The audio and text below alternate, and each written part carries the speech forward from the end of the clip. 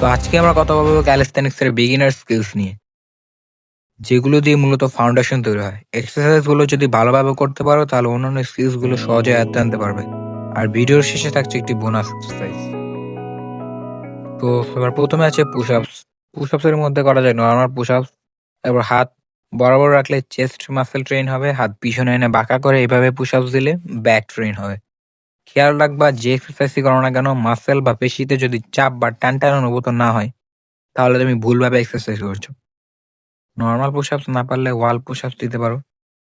পুল ups এর বিভিন্ন variations আছে। এর মধ্যে কোনটা করলে কোন মাসেল ট্রেন হবে তো ভিডিওতেই দেখতে পাচ্ছি।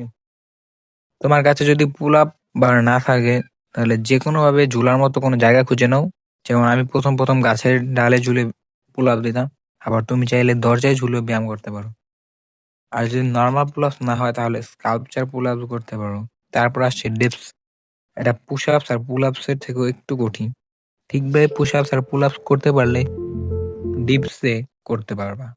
ডিপসের মাধ্যমে তোমার ল্যাটস ট্রেন হয়। ডিপ বার না থাকলে দুইটি চেয়ার বা টেবিল দুই হাত রেখে ডিপস করতে পারো। Squats one of my favourite exercise, যার মাধ্যমে লেগ মাসেল গুলো ট্রেন হয়। স্কোয়াটস করার সময় খেয়াল রাখবা তোমার ফর্ম যেন ঠিক থাকে। ফর্ম বিগড়ে গেলে তোমার হাঁটুতে কিন্তু ইনজুরি হতে পারে। প্লাঙ্কস, যে ক্যালিস্থেনিক্সের মেইন এক্সারসাইজ। প্লাঙ্কস শারীরিক সক্ষমতা থেকে মেন্টাল টাফনেস বেশি। এর মাধ্যমে তোমার অ্যাপস মাসেল গুলো ট্রেন হয়।